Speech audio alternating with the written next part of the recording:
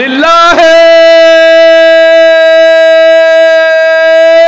তাকবীর।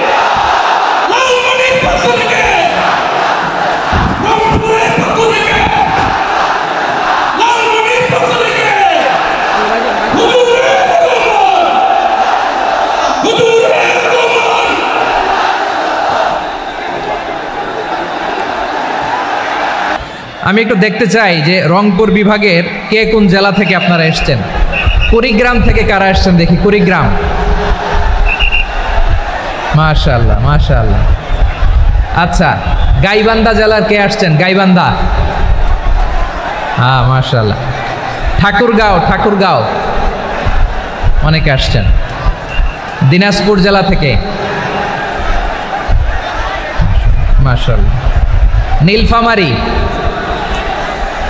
ঠিক আছে, ফি আমানিল্লাহ। পঞ্চগড় অনেক আসছে। রংপুর, রংপুর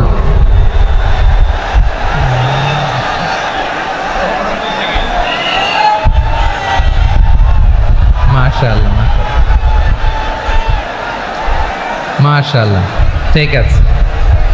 লালমনিরহাটের কারা দেখি, লালমনিরহাট।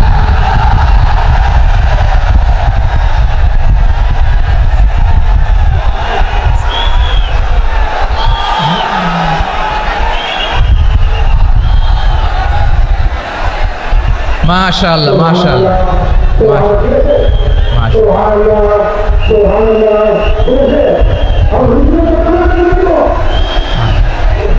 ঠিক আছে ঠিক আছে। আচ্ছা, এই রংপুর বিভাগের বাইরে থেকে অন্য জেলার কারা কারা আসছেন দেখি, তাও আছে অনেকে। মাশাআল্লাহ, ঠিক আছে ঠিক আছে। আজকের প্রোগ্রামে উপস্থিত আছেন প্রধান অতিথি হিসেবে অধ্যক্ষ আসাদুল হাবিব দুলু ভাই, সাংগঠনিক সম্পাদক বিএনপি, জাতীয় নির্বাহী কমিটির সভাপতি, জেলা বিএনপি লালমনিরহাট। বিশেষ অতিথি হিসেবে আমাদের অনেক ভাইরা এসছেন, সবাইকে শুকরিয়া জানাই। সভাপতিত্ব করছেন জনাব আব্দুল হাকিম। আইন শৃঙ্খলা বাহিনী, প্রশাসন, ভলান্টিয়ার্স, শুনেছি আমি প্রায় ৫,০০০ ভলান্টিয়ার্স আপনারা নিয়োগ দিয়েছেন। আলহামদুলিল্লাহ আলহামদুলিল্লাহ, অনেক গোছালো প্রোগ্রাম। আমার প্রাণ ঢালা ভালোবাসা জানবেন, আমার হৃদয়ের গহীন থেকে ভালোবাসা নেবেন, শুভেচ্ছা জানবেন সবাই। ঠিক আছে ঠিক আছে। প্রিয় ভাইরা, আমরা আর কাল বিলম্ব না করে মূল আলোচনায় চলে যেতে চাই। আজকে যে টপিকের উপর আমি কথা বলবো, টপিকটা হচ্ছে peaceful coexistence and communal harmony, শান্তিপূর্ণ সহাবস্থান এবং সাম্প্রদায়িক সম্প্রীতি। আমাদের বাংলাদেশে সাম্প্রদায়িক সম্প্রীতি আছে না নাই? আবহমান কাল থেকে আমরা মুসলিম, হিন্দু, বৌদ্ধ, খ্রিস্টান, পাহাড়ি, নৃগোষ্ঠী মিলেমিশে একাকার, আমরা সবাই মিলে বাংলাদেশ। আওয়াজ করে বলেন ঠিক কিনা? আমাদের পারস্পরিক সম্প্রীতি, ভালোবাসা, সৌহার্দ্যপূর্ণ আচরণ, বোঝাপড়া, এটা বেশ মজবুত, বেশ মজবুত। তবে মাঝে মাঝে আমাদের এই সম্প্রীতির ভেতরে অনেকে ফাটল ধরাতে চায়। আমরা যে সুখে আছি, শান্তিতে আছি, এটা অনেকের ভালো লাগে না, ঠিক কিনা বলেন? আমাদের মধ্যে সাম্প্রদায়িক সম্প্রীতি, সৌহার্দ্যপূর্ণ আচরণ, ভালোবাসা, এটা আবহমান কাল ধরে আছে। তার প্রমাণ, আমরা তাফসিরুল মাহফিলের আয়োজন করলে আমাদের হিন্দু ভাইরা ডিস্টার্ব করে না, ঠিক কিনা? এবং আমি যদি বলি হাত তোলেন, হিন্দু ধর্মের কারা কারা এসেছেন, কত শত কত হাজার যে হাত উঠবে, আপনি অবাক হয়ে যাবেন। আমি চাচ্ছি না হাত উঠাতে। খুলনাতে সর্বশেষ যে আমি প্রোগ্রাম করে গেলাম, সেখানে কয়েকশো হিন্দু ভাই আসছে আমাদের আলোচনা শুনতে, আলহামদুলিল্লাহ। অনেক বৌদ্ধরা আসে, অনেক খ্রিস্টানরা আসে। এবার সফরেও অনেক হিন্দু ভাইরা আমার সাথে দেখা করেছে, তারা বলেছে হুজুর আমরা আপনার আলোচনা শুনি, আলহামদুলিল্লাহ বলেন। So it's our responsibility to present our religion to our non-Muslim brothers and sisters. আমাদের অমুসলিম ভাই বোনদের কাছে ইসলামের সৌন্দর্য তুলে ধরা, এটা আমাদের দায়িত্ব। We all are the ambassador of Islam. আমরা প্রত্যেকে দায়িত্বশীল, আমরা প্রত্যেকে এক একজন ইসলামের অ্যাম্বাসেডর, আলহামদুলিল্লাহ বলেন। এজন্য এমনভাবে দ্য বিউটি অফ ইসলাম, ইসলামের সৌন্দর্য আমাদেরকে ফুটিয়ে তুলতে হবে, যাতে করে নন মুসলিমরা শাহাদা পড়ে, কালিমা পড়ে মুসলমান হয়ে যায়। অনেক নন মুসলিম ভাই বোন আমাদের হাতে শাহাদা পড়ে, কালিমা পড়ে মুসলমান হয়েছে, অনেক। সো আমরা যেন ইসলামের বিউটিটাকে তুলে ধরতে পারি এবং এই যে সম্প্রীতি এটাকে যেন আমরা অটুট রাখতে পারি। আদতে বাংলাদেশের ইতিহাস বলে আমাদের দেশে কোনো দাঙ্গা নাই, আছে? লালমনিরহাটের ভাইয়ের আওয়াজ করে বলেন, আমাদের দেশে হিন্দু মুসলিম দাঙ্গা আছে? আমরা ভাই ভাই, আওয়াজ করে বলুন তো আমরা কি ভাই ভাই। কিন্তু কিছু দুষ্ট লোক আছে, তারা আমাদের সম্পর্কের মধ্যে ফাটল ধরাতে চায়, ঠিক কিনা বলেন? মাঝে মাঝে ঝগড়া লাগাতে চায়। দেখবেন পত্রপত্রিকায় দেখা যায় বিভিন্ন ধর্মীয় উপাসনালয়গুলোতে হামলা চালানো হয়, এগুলো রাজনৈতিক উদ্দেশ্য প্রণোদিত, এগুলোর সাথে ইসলামের কোনো সম্পর্ক নাই। এজন্য এই দুর্বৃত্তদের ব্যাপারে আমাদের সাবধান থাকতে হবে। আমরা সবসময় যেমনি ঐক্যবদ্ধ, ইউনাইটেড, আমরা যদি এরকম ইউনাইটেড থাকি, এই সমস্ত দুর্বৃত্তদের কালো হাত ভেঙে দিতে আমাদের 1 ঘন্টাও লাগবে না। চিল্লায় বলো ঠিক কিনা? আমরা সংঘবদ্ধ থাকবো। এই যে আমাদের পিসফুল কোএক্সিস্টেন্স, শান্তিপূর্ণ সহাবস্থান। হিন্দুরা পূজা করে, যেদিন হিন্দুদের পূজা অনুষ্ঠান আমরা ওই দিন তাফসির মাহফিল করি না, ঠিক কিনা বলেন? যেদিন আমাদের তাফসিরুল কোরআনের প্রোগ্রাম, ওই দিন আমাদের হিন্দু ভাইরা ডিস্টার্ব করে না। সুবহানাল্লাহ। হিন্দুদের পূজা অনুষ্ঠানে মাদ্রাসার ছাত্র যে পাহারা দেয়, গোটা বিশ্বে এরকম দৃষ্টান্ত নজির বিরল, ঠিক কিনা বলেন? আইন শৃঙ্খলা বাহিনীর পাশাপাশি মাদ্রাসার ছাত্ররা যে সেখানে পাহারা দেয়, গোটা পৃথিবীতে এই দৃষ্টান্ত আপনি পাবেন না। মাদ্রাসার ছাত্ররা, তারা তো কোরআনের ধারক, তারা হাদিসের ধারক, তারা কেন মন্দির পাহারা দিবে? এই সম্প্রীতিকে ধরে রাখার জন্য, এই সৌহার্দ্যকে ধরে রাখার জন্য, আমাদের পারস্পরিক ভালোবাসাকে অটুট রাখার জন্য। আওয়াজ করে বলতে হবে ঠিক কিনা? এখন বলেন, আমাদের এই ভালোবাসা অটুট থাক, আমরা চাই কি চাই না? আমরা হিন্দু মুসলিম মিলেমিশে শান্তিপূর্ণ সহাবস্থান, সাম্প্রদায়িক সম্প্রীতি। লালমনিরহাটের ভাইয়ের আওয়াজ করে বলুন, এই সাম্প্রদায়িক সম্প্রীতি আমরা চাই কি চাই না? আল্লাহ এই দেশকে তুমি বরকতময় করো, বাংলাদেশকে তুমি শান্তিময় করো। আওয়াজ করে সবাই বলেন আমিন। এই জায়গাটাতে সামান্য একটু আওয়াজ হচ্ছিল, এটাও থেমে গেছে। আলহামদুলিল্লাহ, আলহামদুলিল্লাহ। এখন একেবারে everything is in my control. মাশাআল্লাহ। ঠিক আছে, আমি মূল আলোচনায় যাই। প্রিয় ভাইরা, আমি বলেছিলাম আমার আলোচনার বিষয় হচ্ছে শান্তিপূর্ণ সহাবস্থান, সাম্প্রদায়িক সম্প্রীতি। আমরা দেখব ইসলাম আমাদেরকে কি কি দিক নির্দেশনা দেয়। শান্ত হইতে হবে। খরগোশের কানের মতো কান দুটো আমার দিকে করে রাখেন। আমি এখনো উঠে যাব, হাত নাড়ায় লাভ নেই, আমি উঠে যাব। তাকায় থাকো আর কান খাড়া, আওয়াজ হবে না। হ্যাঁ, মাশাআল্লাহ, মাশাআল্লাহ। ঠিক আছে, আমরা দেখব যে রাসূল সাল্লাল্লাহু আলাইহি ওয়াসাল্লাম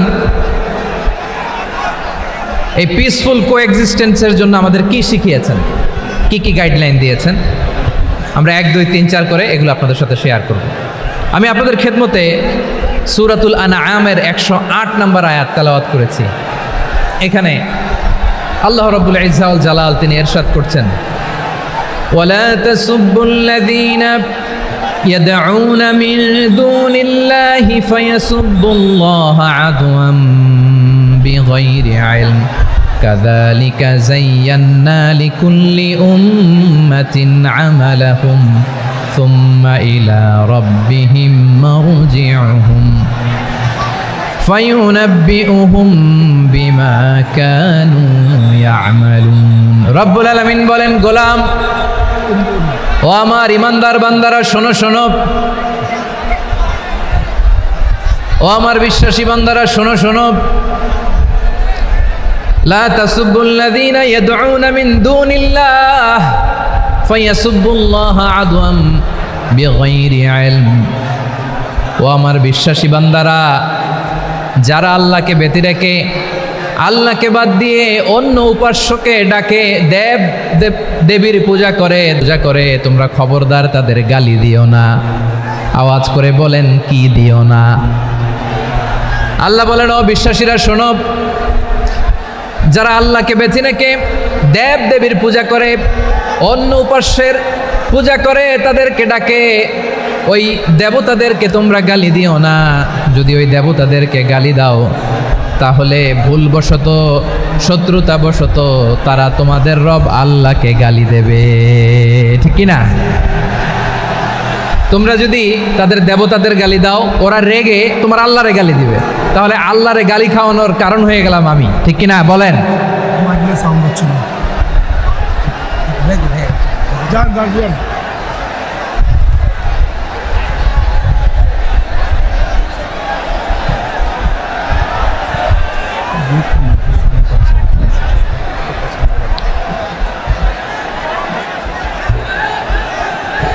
সম্মানিত ভাইয়েরা, এত বিশাল প্রোগ্রাম, মাইকের একটা সেটআপ থাকে, তারগুলো অনেক সময় নড়ে যায়, ধাক্কা ধাক্কিতে ডিসপ্লেস হয়, একটু ঝামেলা হবে।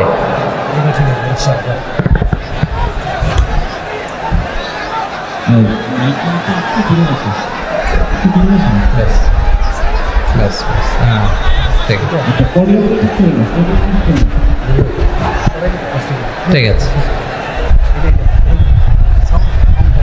একটু একটু সমস্যা হবে মাঝে মাঝে, আপনারা শান্ত থাকলে, শান্ত থাকতে হবে। এইভাবে সাউন্ড নাই, এই নাই, এই বলতে বলতে আমার সময়ও নাই, উঠে যেতে হবে, এগুলো বোকামি। এই বিভাগীয় প্রোগ্রামগুলোতে যাই, চিৎকার চেঁচামেচি করে তোমরা আসো, সময় শেষ, আমাকে উঠে যেতে হয়, আমরা তো বঞ্চিত হলাম। গুরুত্বপূর্ণ অনেক কথা শোনাবো তোমাদের, অনেক। প্রিয় ভাইরা, আপনারা শান্ত হয়ে বসুন, শান্ত হয়ে। রব্বুল আলামিন বলেন, খবরদার বিশ্বাসীরা, আল্লাহ ছাড়া যারা অন্যান্য উপাস্যদেরকে ডাকে, দেবতাদেরকে ডাকে, তাদেরকে তোমরা গালি দিও না। ওই সমস্ত দেবতাদেরকে যদি তোমরা গালি দাও, তাহলে তারা আল্লাহকে গালি দিবে, ঠিক কিনা বলেন? আমরা দেবতাদের গালি দিলে ওরা আল্লাহকে গালি দিবে। রব্বুল আলামিন বলেন, খবরদার দেবতাদেরকে গালি দিও না, তাহলে ওরা তোমার রব আল্লাহরে গালি দেবে। প্রতিটি জাতির জন্য তাদের কাজকে আমি আল্লাহ সুশোভিত করে রেখেছি, তারা সবাই একদিন আমার কাছেই ফিরে আসবে, এরপর আমি রব্বুল আলামিন তাদের আমলনামা তাদেরকে জানিয়ে দেব। সুবহানাল্লাহ পড়েন। প্রিয় ভাইয়েরা, আল্লাহ তাআলা বলেছেন, খবরদার গালি দিও না। আদেশটা কার? আওয়াজ করে বলেন তো। হিন্দুদের দেবতা দেবদেবীদেরকে গালি দেওয়া যাবে না, আওয়াজ করে বলুন প্রিয় ভাইয়েরা, এই আদেশটা কার? এই আপনাদের গলার আওয়াজ। অন্য ধর্মের দেবতাদেরকে যে গালি দেওয়া যাবে না, এই আদেশটা কার? আরো জোরে বলুন, কার? গালি দিবেন কোন দেবতাকে? দিবেন? যদি দেন তাহলে ওরা আল্লাহরে গালি দিবে, তাহলে আল্লাহরে গালি খাওয়াইলো কে? আপনি, ঠিক কিনা বলেন? আমি আল্লাহকে গালি খাওয়ানোর কারণ হলাম, কারণ আমি যদি গালি না দিতাম ওরা আমার রবকে গালি দিত না। আওয়াজ করে বলেন ঠিক কিনা? তাহলে প্রিয় ভাইয়েরা, ইসলাম আমাদেরকে শিখায়, সূরাতুল আনআমের 108 নম্বর আয়াত থেকে আমরা বুঝলাম, কোনো ধর্মকে ছোট করা যাবে না। অন্য ধর্মকে ছোট করা মানে ইসলামকে ছোট করা। অন্য ধর্মের দেবতাকে গালি দেওয়া মানে আল্লাহকে গালি খাওয়ানো। আওয়াজ করে বলেন ঠিক কিনা? খবরদার, এটা করা যাবে না। আর অন্য ধর্মের দেবতাকে যদি আপনি গালি দেন, ওরা ইসলাম থেকে দূরে সরে যাবে।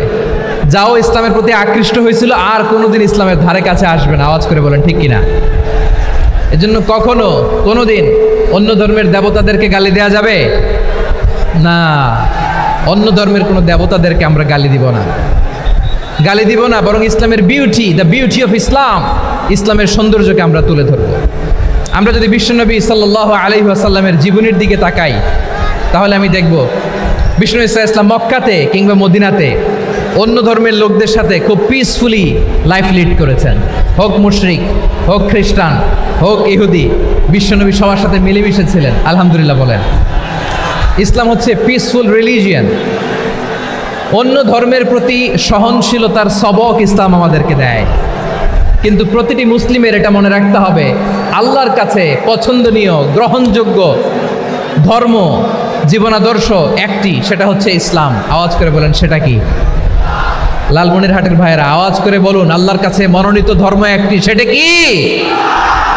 এজন্য রব্বুল আলামিন বলেন, ইন্নাদ-দীনা ইনদাল্লাহিল ইসলাম, আল্লাহর কাছে মনোনীত গ্রহণযোগ্য অ্যাকসেপ্টেড ধর্ম মতাদর্শ একটা, সেটা হলো ইসলাম। ইসলাম ছাড়া অন্য কোনো ধর্ম যদি কেউ তালাশ করে, তার ওই ধর্ম আল্লাহ গ্রহণ করবে না। ওমাই ইয়াবতাগি গায়রাল ইসলামি দীনান ফালাই ইউকবালা মিন ওয়া হুয়া ফিল আখিরাতি মিনাল খাসিরিন।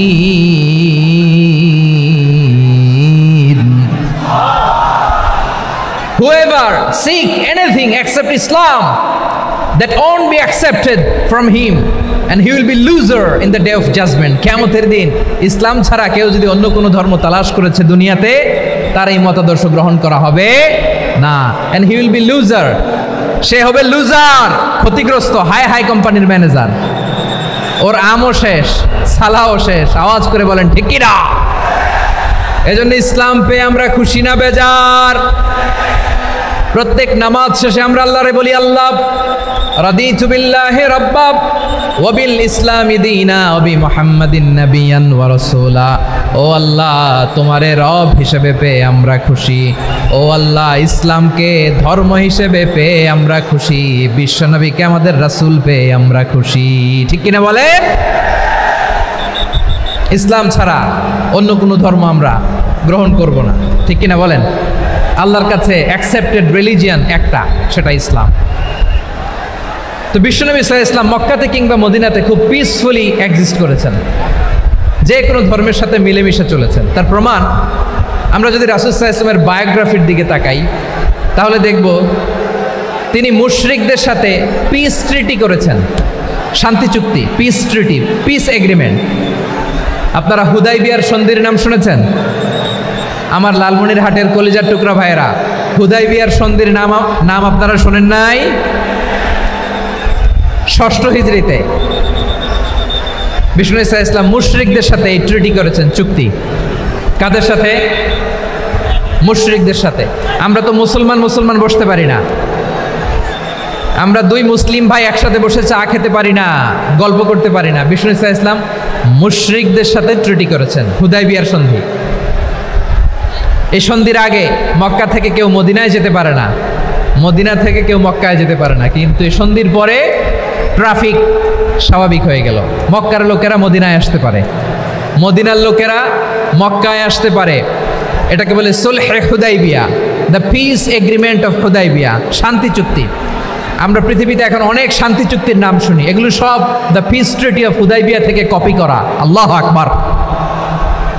তাহলে বিশ্বনবী সাল্লাল্লাহু আলাইহি সাল্লাম তিনি যে শান্তিপূর্ণ সহাবস্থানে বিশ্বাসী ছিলেন, মুসলমানেরা যে অন্য ধর্মের প্রতি সহনশীল, তার প্রমাণ হচ্ছে এই পিস ট্রিটি। শুধু তাই নয়, মাইকের সাউন্ডটা একটু বাড়াই দিতে হবে, খুব দুর্বল, একটু মজবুত করতে হবে, আর একটু ক্লিন করতে হবে, আর সবগুলা জায়গায় সাউন্ড যাচ্ছে কিনা একটু ক্রস চেক করতে হবে। হ্যাঁ, পাবেন, দিচ্ছে mike operator, he is trying his level best, দিচ্ছে। মাইক অপারেটর যিনি আছেন, প্রতিটি জায়গায় প্রতিটি সাউন্ড বক্সে যেন আওয়াজ পাওয়া যায়, একটু ক্রস চেক করেন, সাউন্ডটাকে একটু স্ট্রং করে দেন। হ্যাঁ, ঠিক আছে, মাশাআল্লাহ। এদিকে তাকান, এদিকে। মক্কার পার্ট গেল, পিস এগ্রিমেন্ট করলেন, শান্তি চুক্তি। বিষ্ণু ঈসা ইসলাম মদিনায় যেয়ে কি করলেন?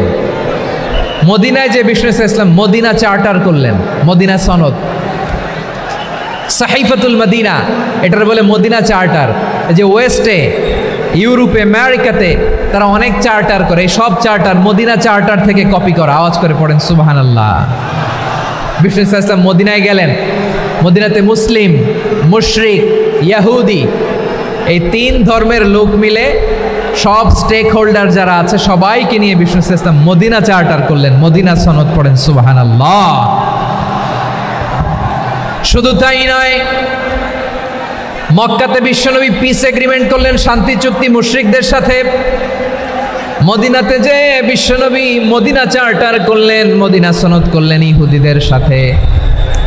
আবার মদিনাতে বিশ্বনবী ইহুদিদের সাথে পিস ডায়ালগ করলেন, ইন্টারফেথ ডায়ালগ করলেন, আন্তধর্মীয় সংলাপ করলেন। যেই সংলাপের মূল ভিত্তি ছিল তাওহীদ।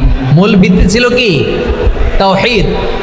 বিশ্বনবী ইহুদিদেরকে ডাকলেন, আহ্বান করলেন, কুল ইয়া আহলাল কিতাবি তাআলাউ ইলা কালিমাতিন সাওয়াইন বাইনানা ওয়া বাইনাকুম আল্লা না'বুদা ইল্লাল্লাহ ولا نشرك به شيئا ولا يتخذ بعضنا بعضا أربابا من دون الله فإن تولوا فقولوا اشهدوا بأننا مسلمون সুবহানাল্লাহ পড়েন। বিশ্বনবী মদিনার ইহুদিদের ডেকে বললেন, ও ইহুদিরা শোনো শোনো, আসো এমন একটা আদর্শের প্রশ্নে আমরা একত্রিত হই যে আদর্শের প্রচার তোমাদের নবীরাও করেছে, আমিও করি। যে আদর্শের কথা তোমাদের পবিত্র ধর্মগ্রন্থগুলোতে আছে, আমার কোরআনেও আছে, সেটা হলো তাওহীদ। আমরা এক আল্লাহ ছাড়া কারো ইবাদত করব না, আল্লাহর সাথে কাউরে শরীক করব না, আল্লাহ ছাড়া কাউরে রব মানব না। পড়েন সুবহানাল্লাহ। তাহলে আমার প্রিয় লালমনিরহাটের ভাইরা, মদিনাতে যেয়ে তিনি মদিনা চার্টার করলেন, মদিনা সনদ, পিস ডায়ালগ করলেন, শান্তির সংলাপ, ইন্টারফেথ ডায়ালগ করলেন, আন্তধর্মীয় সংলাপ, যার ভিত্তি ছিল তাওহীদ। সুবহানাল্লাহ পড়েন। তাহলে অন্য ধর্মের প্রতি সব সময় ইসলাম সহনশীল, টলারেন্স। যদি আপনি দেখতে চান ইসলামের নবী বিশ্ব নবীর দিকে তাকান, ঠিক কিনা বলেন? আমরা তো সংখ্যালঘুদের রাইটস প্রোটেক্ট করার জন্য কত আইন বানাই, কত বৈঠক করি, কত সংবাদ সম্মেলন করি। বিষ্ণু সাল্লাল্লাহু আলাইহি ওয়াসাল্লাম সংখ্যালঘুদের রাইটসের ব্যাপারে, অধিকারের ব্যাপারে যে কথা বলেছেন, শুনলে আপনি অবাক হয়ে যাবেন। বিশ্বনবী বলেন, আলা মান যালামা মুআহাদান আও ইনতাকাসাহু আও কাল্লাফাহু ফাওকা তাআতিহি আও কাল্লাফাহু ফাওকা তাকাতিহি আও আখাযা মিনহু শাইআন বিগাইরি তিবি নাফসিন ওয়া আনা হাজিজুহু ইয়াউমাল কিয়ামা। খবরদার, জেনে রেখো, কেউ যদি কোনো সংখ্যালঘুর উপরে অত্যাচার করে, কোনো সংখ্যালঘুর প্রাপ্য থেকে যদি কেউ কাউকে ঠকায়, সংখ্যালঘুর উপর যদি কেউ কষ্ট দেয়, কোনো সংখ্যালঘুর সম্পদ যদি কেউ জোর করে কেড়ে নেয়, আমি কিয়ামতের দিন বিশ্বনবী ওই সংখ্যালঘুর পক্ষে আর ওই মুসলমানদের বিপক্ষে বাদী হয়ে দাঁড়াবো। সুবহানাল্লাহ বলতে পারলেন না? আল্লাহু আকবার। আপনি নামাজি, আপনি মুসল্লি, আপনি হাজী সাহেব, তাহাজ্জুদ পড়তে পড়তে কপালে দাগ ফেলে দিছেন, আপনার প্রতিবেশী হিন্দু, ভাবছেন আমার তো পাওয়ার আছে, ওর জমিটা দখল করি। বিশ্বনবী বলেন, কিয়ামতের দিন ওই হিন্দুর পক্ষে তোর বিরুদ্ধে আমি বাদী হয়ে দাঁড়াবো। পৃথিবীর কোন ধর্মে এরকম স্টেটমেন্ট পাবেন? পাবেন? আপনি ভাবছেন আপনি নামাজ পড়লে হাজী সাহেব কপালে দাগ ফেলায় দিলে আপনি সেলসালায় জান্নাতে চলে যাবেন না? খবরদার। বিশ্বনবী বলেন, কোনো সংখ্যালঘুর উপর যদি কেউ আক্রমণ করে, তার প্রাপ্য তাকে না দিয়ে যদি তাকে ঠকায়, তার উপর জুলুম করে, তার সম্পদ যদি কেড়ে নেয়, আমি নবী, তুমি মুসলিম হইতে পারো, মুসল্লি হইতে পারো, তার পক্ষে, তোমার বিপক্ষে আল্লাহর দরবারে বাদী হয়ে দাঁড়াবো। আচ্ছা লালমনিরহাটের ভাইরা, কথা বুঝতে পারলে আওয়াজ করে উত্তর দেন। বিশ্বনবী যদি কারো বিপক্ষে দাঁড়ায় কিয়ামতের দিন, আই রিপিট, আমি আবারও বলছি, বিশ্বনবী যদি কিয়ামতের দিন কারো বিপক্ষে দাঁড়ায়, ও তো সেলসালায়া জান্নাতি, তাই না? জান্নাতি না? যে নবীর সুপারিশ ছাড়া জান্নাতের গেটও দেখা যাবে না, ওই নবী যদি বলে তোর বিপক্ষে আমি বাদী হয়ে দাঁড়াবো, ওই জান্নাতে আর ঢোকার কোনো সুযোগ আমাদের থাকবে? এখানেই শেষ না আমার প্রিয় লালমনিরহাটের ভাইয়েরা, এখানেই শেষ নয়। বিশ্বনবী বলেন, মান কাতালা মুআহাদান, বুখারীর বর্ণনা, মান কাতালা মুআহাদান লাম ইয়ারাহ রাইহাতাল জান্নাহ। কেউ যদি, কোনো মুসলিম যদি অন্যায়ভাবে কোনো সংখ্যালঘুকে হত্যা করে, কোনো হিন্দুকে হত্যা করে, কোনো বৌদ্ধরে হত্যা করে, অন্যায়ভাবে কোনো মুসলিম যদি কোনো সংখ্যালঘুরে হত্যা করে, জান্নাতে যাওয়া তো দূরের কথা, ওই মুসলিম জান্নাতের ঘ্রাণও পাবে না। সেই বুখারীর বর্ণনা, মান কাতালা মুআহাদান লাম ইয়ারাহ রাইহাতাল জান্নাহ ওয়া ইন্না রিহাহা লা ইউজাদু মিন মাসিরাতি 40 আমা। যে জান্নাতের ঘ্রাণ 40 বছর দূরের রাস্তা থেকেই পাওয়া যায়। সুবহানাল্লাহ পড়েন। প্রিয় ভাইরা, এখান থেকে জান্নাতে পৌঁছতে লাগবে 40 বছর। এত দূর, কত বছর? সবাই বলেন কত বছর? এখান থেকে জান্নাতে পৌঁছতে লাগবে 40 বছর। এত দূরে থাকতেই জান্নাতের ঘ্রাণ আপনার নাকে এসে ধাক্কা মারবে। বিষ্ণুই বলেন, যে ব্যক্তি কোনো সংখ্যালঘুকে হত্যা করে, জান্নাতের ঘ্রাণ তো পাবেই, জান্নাতে তো ঢুকতে পারবেই না, জান্নাতের ঘ্রাণও তার নাকে লাগবে না। পড়েন না আউযুবিল্লাহ। তাহলে সংখ্যালঘুদের ব্যাপারে ইসলামে অধিকার দেয়া আছে না নাই? লালমনিরহাটের ভাইয়ের আওয়াজ করে বলেন, আমার সংখ্যালঘু হিন্দু ভাইদের রাইটস, অধিকার আমাদের ইসলামে প্রোটেক্টেড আছে না নাই? এখানেই শেষ না। বিষ্ণু ইসলাম আপনার অমুসলিম প্রতিবেশীর সাথে ভালো আচরণ করতে বলেছে। আমাদের হয় না এটা মুসলিম পাড়া, ওটা বৌদ্ধ পাড়া, হয় না? অনেক সময় হয় না এটা আমাদের মুসলিম পাড়া, ওইটা হিন্দু পাড়া, এরকম আছে না নাই?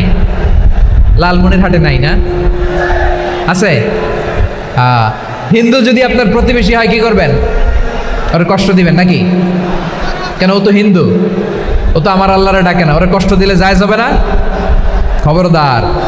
বিষ্ণু ইসলাম বলেন, মান কানা ইউমিনু বিল্লাহ ওয়াল ইয়াউমিল আখির ফালিউকরিম জারাহ, যে আল্লাহ বিশ্বাস করে আর আখিরাতে বিশ্বাস করে সে যেন প্রতিবেশীর সাথে ভালো আচরণ করে। সুবহানাল্লাহ। কলিজা জুড়ায় যায় না আমার নবীর কথাগুলো শুনলে? যে আল্লাহ বিশ্বাস করে, যে আখিরাতে বিশ্বাস করে সে যেন প্রতিবেশীর সাথে ভালো আচরণ করে। এখানে বলছে মুসলিম প্রতিবেশী, বলছে নামাজি প্রতিবেশী, বলছে আল্লাহওয়ালা প্রতিবেশী, বলছে না। প্রতিবেশী আস্তিক হোক নাস্তিক হোক, প্রতিবেশী মুমিন হোক মুশরিক হোক, প্রতিবেশী হইলেই তার সাথে ভালো আচরণের দরকার আছে না নাই? আমার প্রিয় লালমনিরহাটের ভাইয়েরা, বিষ্ণু ইসলাম ওনার ইহুদি প্রতিবেশীদের দেখাশোনা করতেন। আওয়াজ না শোনা যাক, আমারও তো দেখা যায়, আমারও তো দেখা যায়। তাকায় থাকেন, তাকায় থাকলে সওয়াব হবে। কোরআনের কথা যেখান থেকে হয় এদিকে তাকায় থাকলেই বরকত। তাকায় থাকেন। জি জি, মাইক, আমি তো আর মাইক ঠিক করতে আসি না এদিকে, এই মাইক ঠিক করব, ওই মাইক ঠিক করব, ওদিকে পাইলট বলবে হুজুর চলে আসেন। জি বসুন, বসুন, মাশাআল্লাহ। হ্যাঁ, খুব শান্ত, ঠিক আছে। পুলিশ ভাইরা না খেয়ে দিনরাত আপনারা যাতে সুশৃঙ্খল একটা প্রোগ্রাম উপহার পান এটাই চেষ্টা করতেছে, আপনাদেরকে কষ্ট দিতে আসে নাই, একটু একটু সহযোগিতা করেন। জি মাশাআল্লাহ। হ্যাঁ ঠিক আছে। আমার প্রিয় ভাইরা, প্রতিবেশী আস্তিক হোক নাস্তিক হোক, মুসলিম হোক হিন্দু হোক, তার সাথে ভালো আচরণ করতে হবে। বিষ্ণু ইসলাম ওনার ইহুদি প্রতিবেশীর বাসায় যেতেন। কোন প্রতিবেশী? ইহুদি। আওয়াজ করে বলেন, কোন প্রতিবেশী? ইহুদি। এক ইহুদি কিশোর বিষ্ণু ইসলামের খেদমত করতে, ইহুদি ছেলে আমার নবীর খেদমত করতো, তারা ছিল নবীর প্রতিবেশী। তো অনেক দিন হয় ইহুদি ছেলেটা আসে না। বিষ্ণুনবী খোঁজ দিলেন, ঘটনা কি? একটা ইহুদি ছেলে না আমার খেদমতে আসতো, ছেলেটা কই? খোঁজ নিয়ে জানলেন ছেলেটা অসুস্থ। বিষ্ণু ইসলাম ওই ইহুদির বাড়িতে চলে গেলেন ওই ছেলেটাকে দেখা করার জন্য, ভিজিট করার জন্য। সুবহানাল্লাহ পড়বেন না? গেলেন, যে দেখে ইহুদি ছেলেটা মুমূর্ষ, জান জান যায় যায় ভাব, বিছানায় পড়ে আছে, তার বাবা দাঁড়ানো। বিশ্বনবী তার মাথার পাশে বসলেন, মাথায় হাত বুলিয়ে দিলেন, আর ছেলেটাকে বললেন আসলিম, হে ইহুদি ছেলে আসলিম, ইসলাম ধর্ম গ্রহণ করো। তো ছোট্ট ছেলে ভাবে আমরা ইহুদি, এখন ইসলাম ধর্ম গ্রহণ করলে আব্বা যদি বকা দেয়। ফানাযারা ইলা ওয়াজহি আবি, ছেলেটা তার বাবার চেহারার দিকে তাকালো, দেখি আব্বা কি কয়। আব্বা যদি বলে তাইলে ইসলাম ধর্ম গ্রহণ করবে।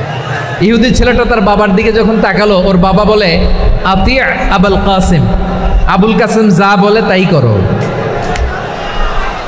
আবুল কাসিম হচ্ছে বিষ্ণু ইসলামের একটা কুনিয়াত, উপনাম।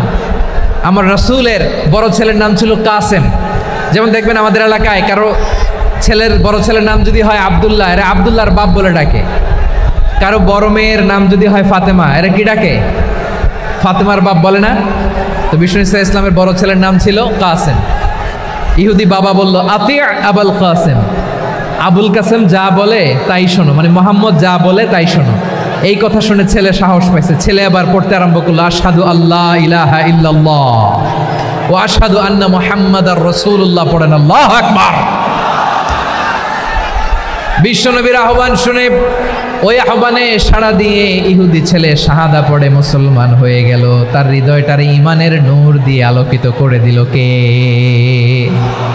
প্রিয় ভাইরা, এবার রাসূল সাল্লাল্লাহু আলাইহি ওয়াসাল্লাম বের হয়ে আসলেন ঘর থেকে, আর বললেন আলহামদুলিল্লাহিল্লাযী আনকাযাহু মিনান নার, প্রশংসা সে আল্লাহর যে আল্লাহ জাহান্নামে চলে যাচ্ছিল প্রায় এমন একটা লোককে মুহূর্তের মধ্যে কালেমায়ে শাহাদাতের বদৌলতে জান্নাতি বানায় দিলেন। আওয়াজ করে পড়েন সুবহানাল্লাহ।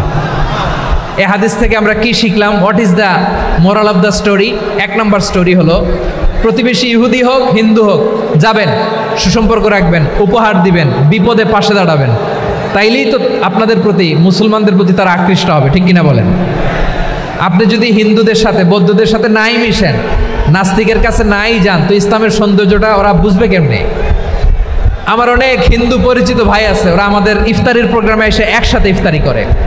অনেক মদখোর আমার সাথে বসে একসাথে ডিনার করে, হাফ প্যান্ট পরা, গলায় স্বর্ণের চেইন, হাতে স্বর্ণের ব্রেসলেট, আইসা আমার সাথে ডিনার করছে, আছে এরকম।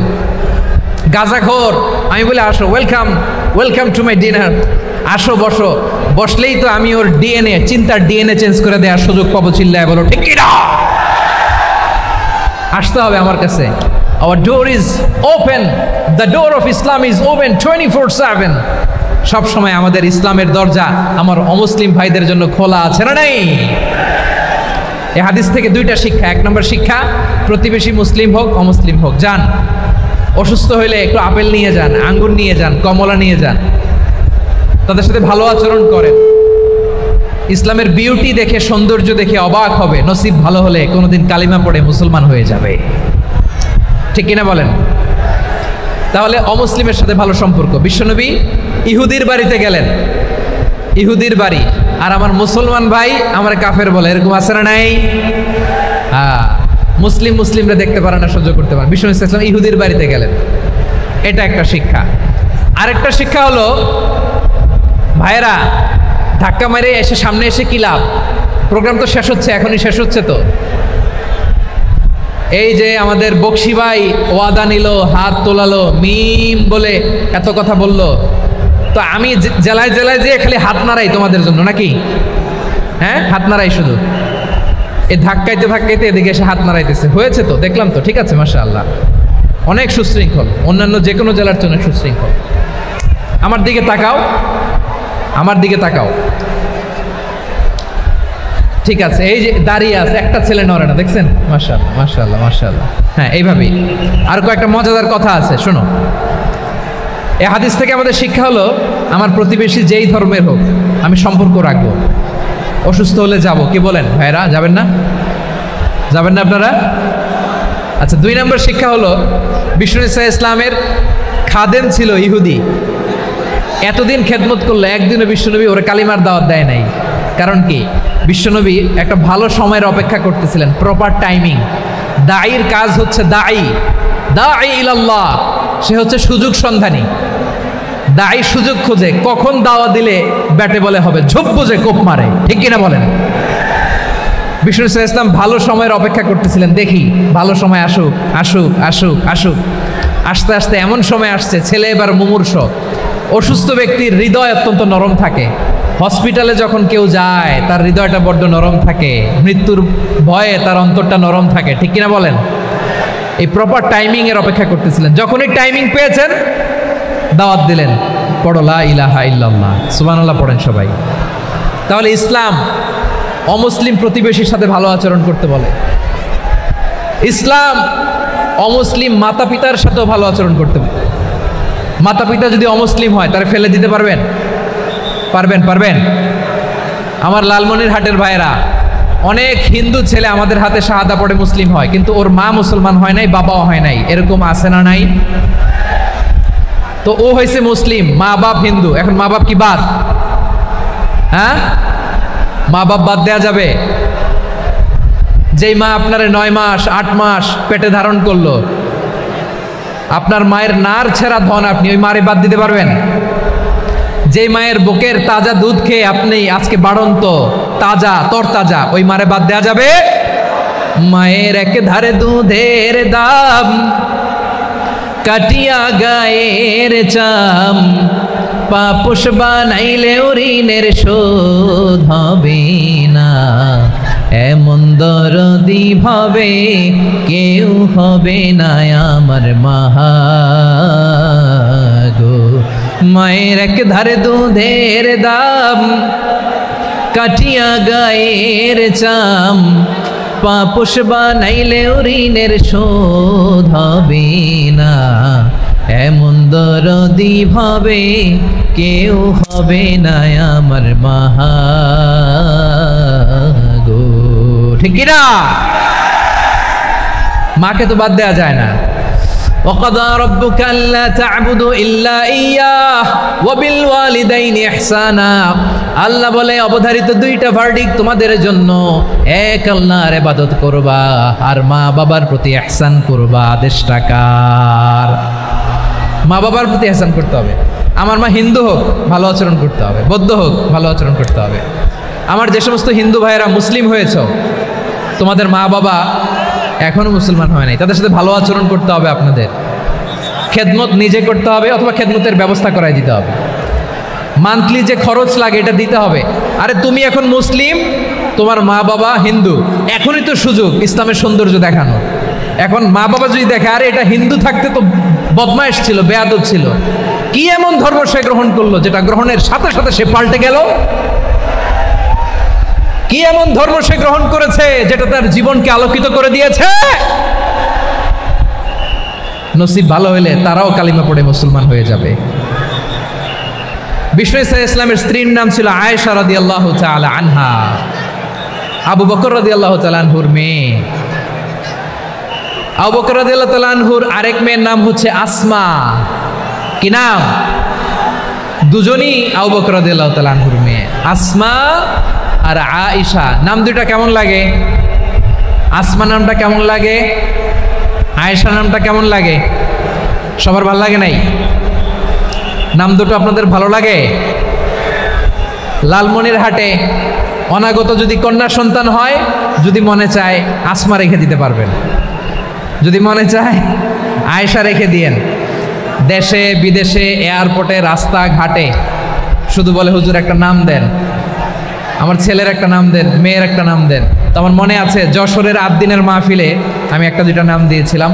আজকে লালমনিরহাটের এই প্রোগ্রামে কন্যা সন্তান যদি হয় দুটা নাম দিলাম, আসমা কিংবা আয়েশা। ইনশাআল্লাহ পড়েন। দুজন বোন, এক মায়ের না, বাবা এক মা দুইজন। আয়েশা রাদিয়াল্লাহু তাআলা আনহার মায়ের নাম উম্মে রুমান, আর আসমা রাদিয়াল্লাহু তাআলা আনহার মায়ের নাম কুতাইলা বিনতে আব্দুল উজ্জা। আবু বকর রাদিয়াল্লাহু তাআলা আনহু 4টা বিয়ে করেছিলেন। তো একই ঘটনা ঘটেছে এই ফ্যামিলিতে। আসমা ইসলাম ধর্ম গ্রহণ করে মুসলিমা, কিন্তু তার মা কুতাইলা মুশরিকা। আই রিপিট, বোঝার জন্য আমি আবারও বলি, আসমা রাদিয়াল্লাহু তাআলা আনহা মুসলিমা, আর আসমার মা কুতাইলা, আওয়াজ করে বুঝে থাকলে বলেন, আসমার মা মুশরিকা। তার মানে মেয়ে মুসলিম, মা অমুসলিম। ভেজাল আছে না নাই? কিন্তু কুতাইলা আর ধৈর্য ধারণ করতে পারে না। নার ছেঁড়া ধন, কলিজার টুকরা ধন, কলিজার টুকরা সন্তান আসমারে দেখতে বড্ড মন চায়। সাইয়েদানা আসমা রাদিয়াল্লাহু তাআলা আনহা মক্কা থেকে হিজরত করে মদিনায় চলে গেলেন। হুদাইবিয়ার পর যখন মক্কা মদিনার ট্রাফিক স্বাভাবিক হলো, মক্কার লোক মদিনায় যায়, মদিনার লোক মক্কায় আসে। কুতাইলা কলিজার টুকরা সন্তান আসমারে দেখার জন্য কিছু উপহার নিয়ে বিশাল মরুপথ পাড়ি দিয়ে মক্কা থেকে মদিনায় যায়। সুবহানাল্লাহ বলেন। এখন মা আসছে মেয়ের সাথে দেখা করতে, মেয়ে তো আর দেখা দেয় না। মেয়ে ভাবছে আমার মা তো মুশরিকা, অপবিত্রা, তার সাথে কি দেখা দেয়া যাবে? বিশ্বনবীর দরবারে চলে গেলেন। সুবহানাল্লাহ বলেন। কি সৌভাগ্যবান ছিল তারা, মাসলা জানার দরকার হলেই নবীর দরবারে চলে যেত। ঘরে বউয়ের সাথে ঝগড়া হলে নবীর দরবারে চলে যেত।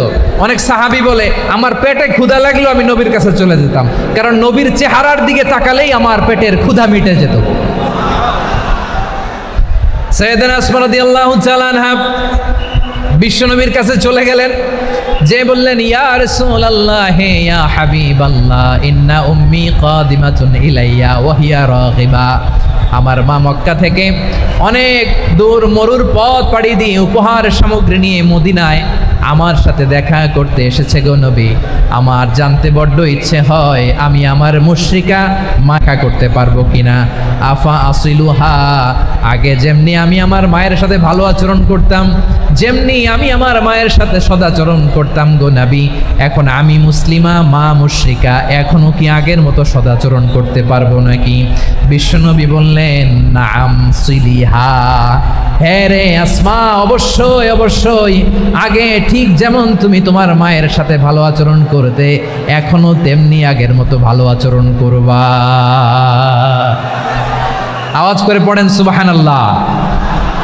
কি ইসলাম আমরা পেয়েছি, কত ব্রড মাইন্ডেড আমাদের ইসলাম, কত ওপেন মাইন্ডেড ইসলাম, কত ওপেন আপ করতে পারে, চিন্তা করতে পারেন। বিষ্ণু বললেন হ্যাঁ অবশ্যই, নাম সুলিহা, আগে যেমনি ভালো আচরণ করছো আসমা, এখন ওই রকমই করো, পারলে আরো বাড়াই করো। সুবহানাল্লাহ বলেন। তাহলে আমার যে হিন্দু ভাইয়েরা, হিন্দু বোনেরা, ইমানের বদৌলতে দৌলতে আপনি ধন্য হয়েছেন, আপনার আম্মা আব্বা এখনো মুসলমান হয় নাই, তাদের জন্য দোয়া করেন, তাদের জন্য দোয়া করেন, আল্লাহ যেন তাদেরকেও ইমানের দৌলত দান করে। আমরা সবাই পড়ি আমিন, আরো জোরে পড়েন আমিন। এখন বলেন, ইসলাম কি ন্যারো মাইন্ডেড রিলিজিয়ান না ব্রড মাইন্ডেড? লালমনিরহাটের যুবক ভাইরা আওয়াজ করো, ইসলাম কি ন্যারো মাইন্ডেড না ব্রড মাইন্ডেড? কতটা ব্রড মাইন্ডেড দেখেন। বিশ্বনবী সাল্লাল্লাহু আলাইহি সাল্লাম অমুসলিমরা যদি নবীকে উপহার দিত, ওই উপহারও বিশ্বনবী গ্রহণ করতেন। সুবহানাল্লাহ পড়েন। আপনার অমুসলিম বন্ধু যদি উপহার দেয়, সেটাও আপনি নিতে পারবেন, যেটা নেওয়া জায়েজ। কিন্তু আপনার বন্ধু যদি আপনার মদের বোতল দেয়, নিতে পারবেন? হ্যাঁ, মদের বোতল দিলে পারবেন না। আপনার বন্ধু যদি আপনার পর্ক দেয়, পর্ক, শুকরের গোশত মিশ্রিত কোনো খাবার, ওটা নিতে পারবেন না। হালাল যে কোনো জিনিস নিতে পারবেন। বিশ্বনবী সাল্লাল্লাহু আলাইহি ওয়াসাল্লাম অমুসলিমদের দেয়া হাদিয়া গ্রহণ করতেন। কেমন নবী ছিলেন? আমার নবীরে চিনে নেন, আমার নবীর অ্যাটিটিউড জেনে নেন। বিশ্বনবী সাল্লাল্লাহু আলাইহি ওয়াসাল্লাম যখন কোনো জনপদে যেতেন, 3টা অপশন নিয়ে যেতেন। প্রিয় ভাইয়ের আওয়াজ করে বলতে হবে, কোনো জনপদে গেলে আমার নবীর অপশন থাকতো কয়টা?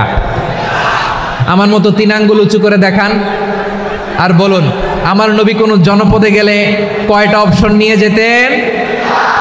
1 নম্বর অপশন, আসলিম তাসলাম। নতুন এলাকায় গেলে বলতেন আসলিম তাসলাম, ইসলাম ধর্ম গ্রহণ করো, শান্তিতে থাকবা, আমার ভাই হয়ে যাবো, আমরা ভাই ভাই, ইসলাম মানো, আমরা ভাই ভাই। অপশন নাম্বার কত? 1।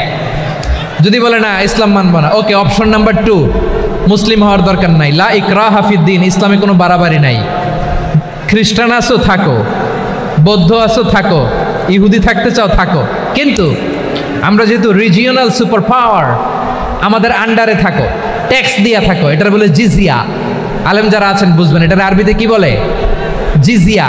You pay us the tax, we will give you the security. তোমরা ট্যাক্স দিবা, আমরা সিকিউরিটি দিব, আমাদের আওতায় থাকবা, কেউ তোমাদেরকে আক্রমণ করতে পারবে না, আমরা নিরাপত্তা দিব। সুবহানাল্লাহ বলেন। এটা অপশন নাম্বার কত? আচ্ছা, বুঝে থাকলে বলেন, 1 নম্বর অপশন কি ছিল? ইসলাম, ইসলাম মানো, শান্তিতে থাকবা, ভাই ভাই, আমরা ভাই ভাই।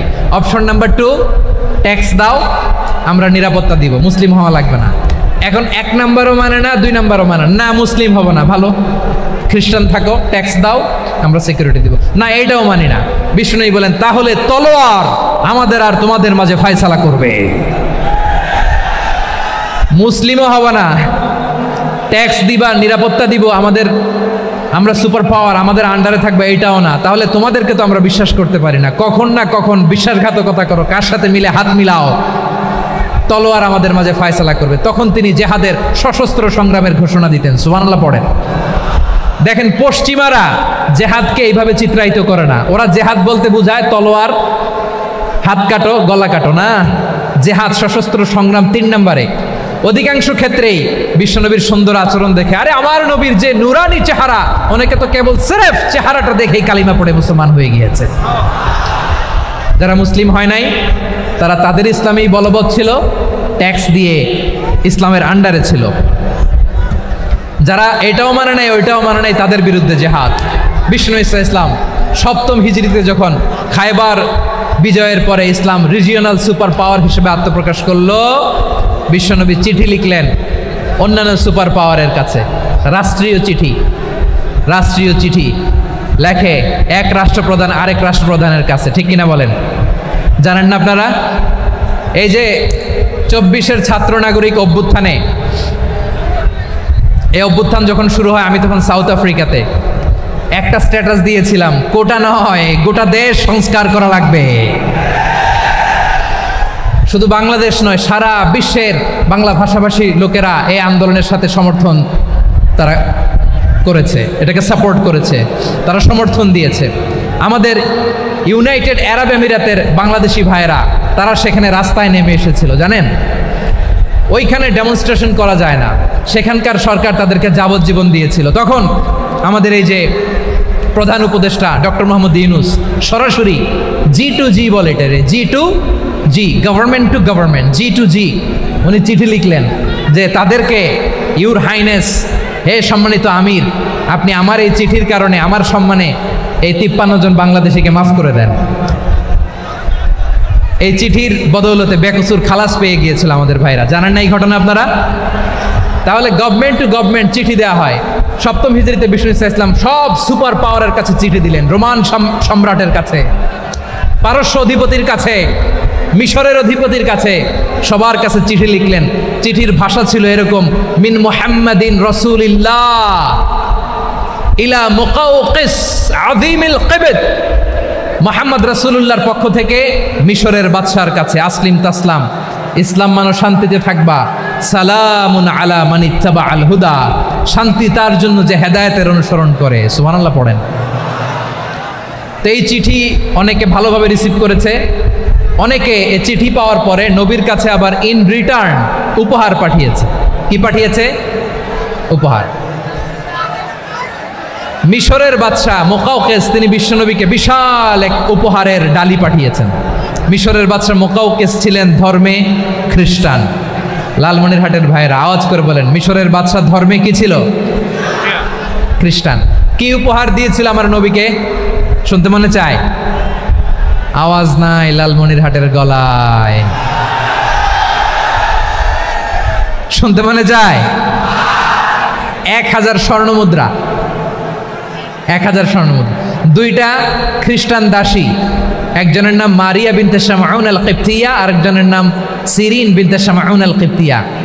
একজন খ্রিস্টান দাস 20 থান কাপড় জামা বানানোর জন্য, আমরা নবী যেন সেলাই করে জামা বানাতে পারে এজন্য 20 থান কাপড়, 20 থান ফাইন গার্মেন্ট। সুবহানাল্লাহ পড়বেন না? এরপরে একটা গাধা যেটার নাম ছিল উফাইর, আর একটা খচ্চর, এটার নাম ছিল দুলদুল। খচ্চর চিনেন? গাধা আর ঘোড়ার ক্রসিংয়ে যে প্রাণীটা দুনিয়াতে আসে ওটার খচ্চর বলে। তো এই যে সুপার পাওয়ার খ্রিস্টান বাদশার কাছে নবী চিঠি লিখলেন, ওই খ্রিস্টান বাদশা আমার নবীকে উপহার দিল। বিশ্বনবী এই উপহারগুলো সানন্দে গ্রহণ করেছে। সুবহানাল্লাহ পড়বেন না? তাহলে অমুসলিম কেউ যদি আপনাকে উপহার দেয়, হালাল উপহার হলে আপনি গ্রহণ করতে পারবেন। অনুরূপভাবে পারস্যের বাদশাহ, রোম সম্রাট বিশ্বনবীকে উপহার পাঠিয়েছেন। আমার নবী সবগুলো উপহার, গিফট গ্রহণ করেছেন। সুবহানাল্লাহ বলেন। তাহলে প্রিয় লালমনিরহাট, আওয়াজ করে বলুন, ইসলাম কি ন্যারো মাইন্ডেড রিলিজিয়ন না ব্রড মাইন্ডেড? আম্মাজান আয়েশার কাছে মাসালা জানতে চায় মেয়েরা, হে আম্মাজান, অগ্নি উপাসকেরা তাদের ঈদের দিন নওরোজের সময় আমাদেরকে পাখি দেয়, নেওয়া যাবে? উনি বললেন, ওরা জবাই করে দিলে নেওয়া যাবে না, কিন্তু ওরা যদি ফলমূল এরকম খাবার দেয় এগুলো নেওয়া যাবে। তার মানে অমুসলিমদের দেয়া উপহার এটা গ্রহণ করা যায়। সুবহানাল্লাহ বলেন। শুধু তাই নয়, বিষ্ণু ঈসা ইসলাম অমুসলিমদের সাথে আর্থিক লেনদেনও করেছেন, ফিনান্সিয়াল ডিলিং করেছেন। অমুসলিমদের সাথে প্রয়োজনে আপনি ফিনান্সিয়াল ডিলিং করতে পারবেন। আমরা প্রায় দেখি বাজারের মিষ্টির দোকানগুলো আমার হিন্দু ভাইদের। লালমনিরহাটে মিষ্টির দোকান, দইয়ের দোকান কারা চালায়? হিন্দুরা চালায় না? তারপরে যে বারবার শপ, চুল কাটে যে নাপিত, অধিকাংশ নাপিতের দোকানে কারা? আমার হিন্দু ভাইরা। তা আপনি চুল কাটতে পারবেন কিনা? পারবেন কিনা বলেন? পারবেন। তার দোকান থেকে দই মিষ্টি কিনতে পারবেন কিনা? হ্যাঁ, আমার মুসলিম ভাইয়ের দোকান থাকলে ওইটারে আমি বেশি প্রায়োরিটি দিব, ঠিক কিনা? কিন্তু যদি তাদের সার্ভিস নিতে চান, প্রোডাক্ট নিতে চান, পারবেন। তার দলিল সহিহ বুখারী, আম্মা জান আয়েশা রাদিয়াল্লাহু তাআলা আনহা বলেন, ইশতারা রাসূলুল্লাহ সাল্লাল্লাহু আলাইহি ওয়াসাল্লাম মিন ইয়াহুদিয়িন তুআমান ওয়া রাহানাহু দিরআহু মিন হাদিদ। রাসূল সাল্লাল্লাহু আলাইহি ওয়াসাল্লাম এক ইহুদির কাছ থেকে, কার কাছ থেকে? সবাই বলে নাই কার কাছ থেকে? আমার নবী, পেয়ারা নবী এক ইহুদির কাছ থেকে জব কিনেছিল। জব, বার্লি, যেটা দিয়ে রুটি বানায়। ওই জবের দাম দেওয়া টাকা পয়সা নবীর কাছে ছিল না, ফলে নবী ওনার একটা পোশাককে মর্গেজ রেখেছিলেন, মর্গেজ, বন্ধক, যে এখন এটার দাম দিতে পারবো না, কয়েক কেজি বার্লি নিয়ে যাই আর বন্ধক হিসেবে আমার জামাটা রেখে গেলাম, যেদিন দাম দিব ওই দিন জামাটা ছুটায় নিয়ে যাব। সুবহানাল্লাহ পড়বেন না? বাকিতে নিছিলেন, বাকিতে। দিরআহু মিন হাদিদ, লোহার তৈরি বর্ম, মানে যুদ্ধের পোশাক, লোহা দিয়ে বানানো। বিশ্বনবী বললেন কয়েক কেজি জব দাও, টাকাটা পরে দিব, এখন টাকা নাই, বন্ধক হিসেবে, মর্গেজ হিসেবে আমার জামা রেখে গেলাম, যখন টাকা দিব জামা ছুটায় নিব। আওয়াজ করে বলতে হবে সুবহানাল্লাহ। এ থেকে বোঝা গেল অমুসলিমদের সাথে ফিনান্সিয়াল ডিলিং করা যায়, অর্থনৈতিক লেনদেন করা যায়, কেনাবেচা করা যায়, প্রোডাক্ট কেনা যায়। এমনকি আমাদের মসজিদে নববীতে বারান্দায় আপনার একটা অটোমেটিক ফ্লাইং আমব্রেলা দেখছেন? সূর্য যখন বাড়ে মসজিদে নববীর বারান্দায় ইয়ার্ডের মধ্যে অটোমেটিক্যালি কিছু আমব্রেলা আছে, সাঁ করে খুলে যায়, আর সূর্যের তাপ লাগে না। আবার সন্ধ্যাবেলায় এই আমব্রেলাগুলো ওরা ক্লোজ করে ফেলে, দেখেন নাই না? দেখছেন? এই মসজিদে নববীকে সর্বোচ্চ উন্নত মানের কনস্ট্রাকশন ইনফ্রাস্ট্রাকচারে ডেভেলপ করার জন্য কর্তৃপক্ষ কিছু অমুসলিম ইঞ্জিনিয়ারের, ডিজাইনারের সহায়তা নিয়েছিল। সুবহানাল্লাহ বলেন। কোন দলিলের ভিত্তিতে? এই দলিলের ভিত্তিতে যে বিষ্ণু ঈসা ইসলাম অমুসলিমদের সাথেও লেনদেন করেছেন। আওয়াজ করে বলতে হবে আল্লাহু আকবার। শুধু তাই নয়, ইন কেস অফ ইমার্জেন্সি, প্রয়োজনে ইসলামের খাতিরে, ইসলামকে সামনের দিকে এগিয়ে নিয়ে যাওয়ার জন্য অমুসলিমদের সাপোর্ট নেওয়া জায়েজ আছে। সুবহানাল্লাহ বলেন। অমুসলিমদের সাপোর্ট নেয়া, তাদের থেকে অর্থ নেয়া, পলিটিক্যাল সাপোর্ট, পলিটিক্যাল অ্যাসাইলাম নেওয়া জায়েজ আছে। আমাদের অনেক বিশ্ববরেণ্য দায়ীরা আমেরিকায় অস্থায়ীভাবে অ্যাসাইলাম নিয়ে থাকে, নিজের দেশে গেলে ফাঁসিতে ঝুলাই দিবে। যুগ যুগ ধরে দায়ীদের উপর এরকম অত্যাচার আর নির্যাতন আছে না নাই? মিশরের অনেক দায়ীরা পাশ্চাত্যে যেয়ে থাকে, এই যে তারা পলিটিক্যাল অ্যাসাইলাম নিয়ে থাকে, রাজনৈতিক আশ্রয়, এটা জায়েজ আছে না? এটা যে জায়েজ আছে তার প্রমাণ স্বয়ং বিশ্বনবী সাল্লাল্লাহু আলাইহি ওয়াসাল্লাম পলিটিক্যাল সাপোর্ট নিয়েছিলেন অমুসলিমদের কাছ থেকে। সুবহানাল্লাহ বলেন। খুব মজাদার একটা ঘটনা, শুনবেন? আপনাদের আগ্রহ দেখে তো মনে হয় না শোনার ইচ্ছা আছে। আছে আছে, গলায় জোর আছে। লিল্লাহি তাকবীর, লিল্লাহি তাকবীর, নারে তাকবীর। মাশাআল্লাহ।